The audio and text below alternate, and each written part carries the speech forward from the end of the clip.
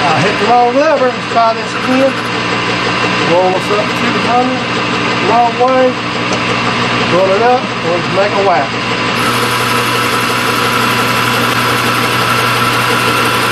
And what I'm going to do is, like every other machining job, you want to turn the biggest diameter first. So that's what we're going to do.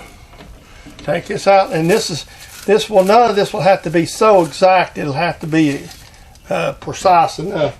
I can just do it with the calipers. It'll be my last pass. I'm going to say this in case you don't remember. A while back, maybe I took it and made this stock out of some of that other material. So this is some of that same stock I created. Again, these are rough dimensions. Right now, I'm just kind of holding them out.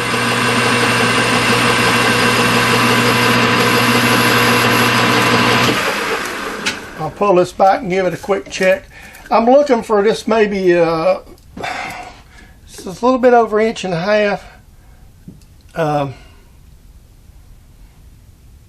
I really could use about 15 more thousandths there.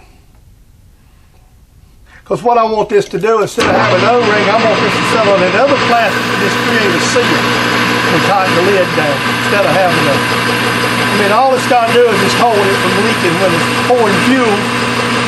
So now, before I get too far, before the trolls start talking, yeah, I could buy $8.99 kit off the internet. Trust me, that's a little smaller than I wanted, but that's still going to be big enough. So that'll work. Okay, so now this slides over, and I've got a little more play than I was really wanting. Still got some. And again, you're trying to calculate this stuff. I would have loved to have that a little tighter, but hopefully everything's going to line up in there and seal. So the next thing I'm going to do here is start cutting on the down for the pipe to fit. And I'm going to take a couple of passes right quick, start getting it down. And then I'm going to have to get this pipe warm.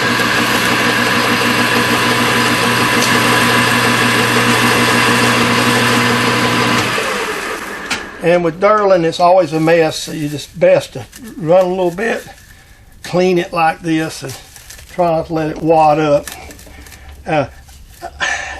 I've used high-speed steel, aluminum, high-rate negative inserts, all kind of stuff. And you'll get the idea. Let me go get together what I need to do. Here. Okay, there it is. That's actually about 770. And once you put a hose clamp on that, that's going to be probably tight enough. So what we're going to do right now is we're going to do a little embellishment work. And there's several ways to do it, but we're going to put a little, I'm going to see what this, I thought about doing it one way, but you know, I like to think outside the box. I'm going to go in here and put some little grooves in it.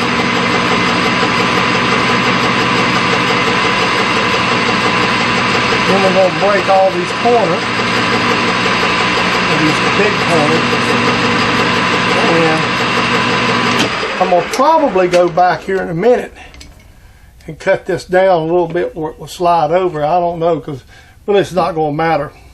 So I may go in here and cut this off. We'll just see. Now all I really need to do is take a file, which I might just hit this one corner here. Might leave a sharp edge right here. And right in here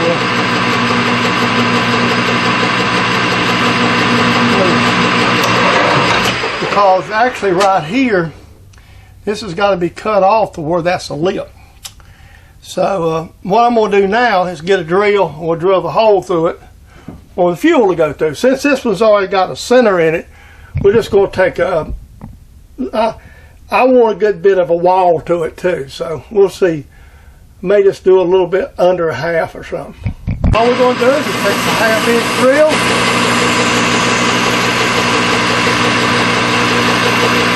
and drill it out.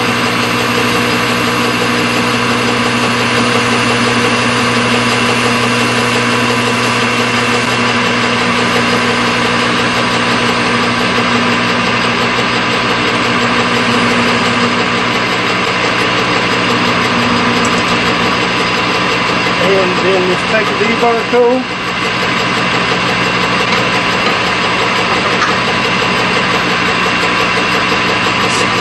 There we go.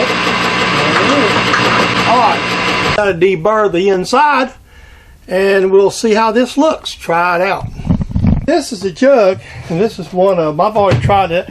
Obviously, we want to vent these things. So, we got to come up with a vent plan and make a cap. So, this is a diesel jug, and what my vent plan is going to be very simple. I'm going to drill a hole right up here.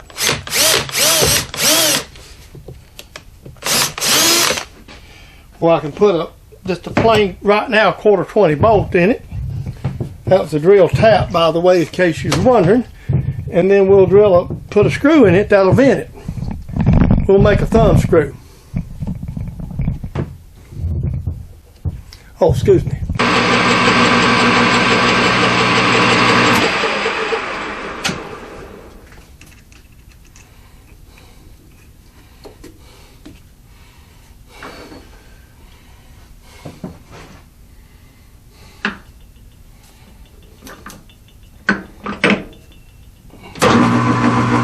Well, I just left it rolling. Plastic durling, as far as drilling, tapping, and working with it, it's not that bad.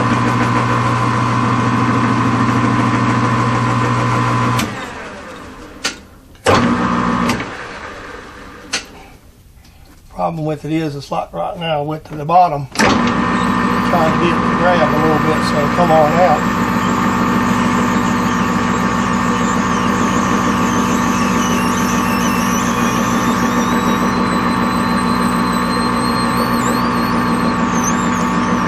Go, I'll give you a little knurling shot. Like I said, I'm running slow because with Darwin it kind of varies a little bit. That'll be enough right there. All right, this is going to be some more old basic machining. We're just going to turn this down. When I make these kind of things, I just usually, this has got to be 3/4 fit in that pipe. So I'll probably have this to be a little looser fit than the other fit. So I'm going to aim for 3/4. Again, this ain't got to be dead perfect stuff. So I got about 100 thousandths right there. I just took a couple of cuts to get it established. So we're going to take about 50 right here and sneak up on it.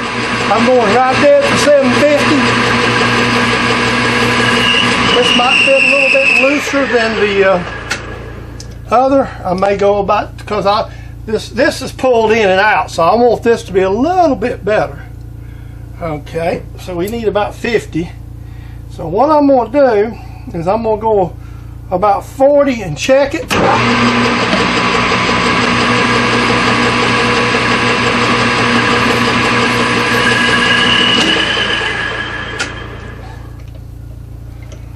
And see what it looks like, because my dial don't always work perfectly. I'm right at 750. That's close enough for governmental work. All right. Okay. What I'm going to do, the camera's rolling, but here's what I'm going to do. I'm going to go ahead and put it in gear. Get to my cutoff speed that I want. Run this cutoff tool in there. And touch ever so slightly right there. And I'm going to do this by hand. I'm going to run in there and I'm just going to cut that. I'm going to cut that lip.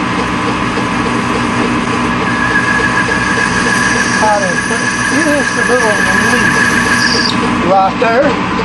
Now I'll measure what I want for my face width and we'll go from there. Okay, well, okay, we're moving just a little bit. Excuse me for shaking the camera.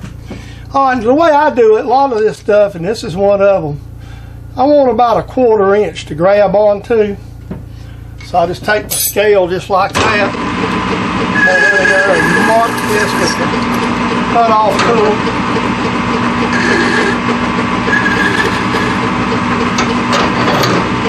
We're going to go ahead and we'll use a little bit of diesel fuel mixture.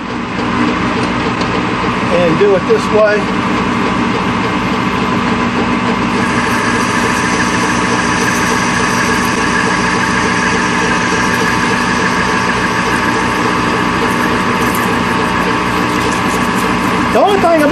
aluminum, it'll gall on you if you're not careful with the stuff.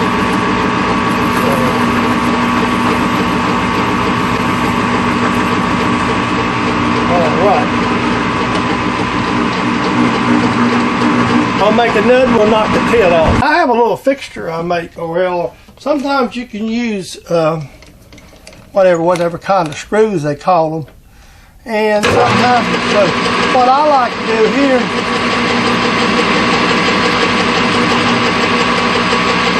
this is a little, this particular one I'm using here is just a bolt. And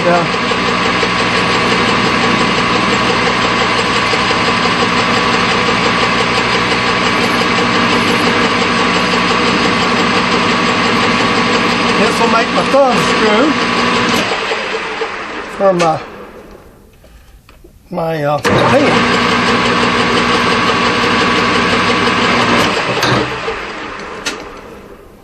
So this is the thumb screw. Get the thread out.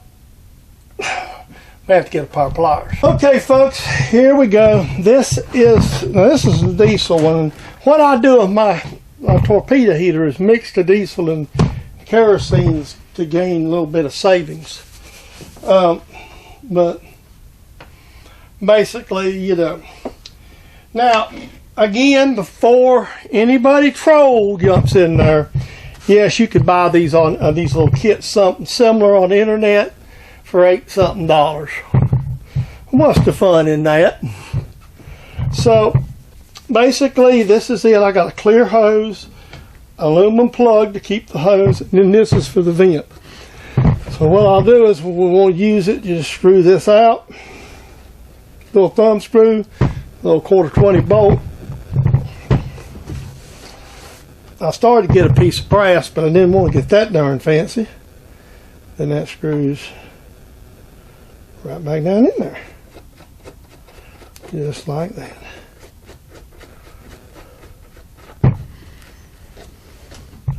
So, that's how you fix a dadgum government screwed up gas can. Always something the government messing with us. So, with that being said, hope you enjoyed it. Well, I hope you enjoyed today's video. And you're going to start seeing something besides we're going to make short track racing great again. Super Clean has given us some product that we're going to be using it in some of our videos. I used a little bit of it today in this video. So we're going to see how this product works. We'll give you an unbiased opinion to Super Clean. So with all that being said, this is copyright production. James Dedman, Saw Logs Plastic Hubs. For your entertainment, enjoyment, and some education on YouTube. Today is how you defeat a government mandate that's bullcrap. So, hope you enjoyed me fixing my gas cans. And I'm going to put a disclaimer out there. You can buy a similar system on the internet for $8.99 if you don't want to machine it. I just prefer to make my own stuff. I like to have a little fun now and then. I got all these machines that sit back here. They got to do something with them, so I look at them. So, with all that being said, I hope you enjoyed the video. It's a cold day in North Carolina. It's a good day to be in the shop. So, we'll do our part. We've made the machines good. We're making short track racing great again. So, folks, let's all have a great day. I'll see you in that next video.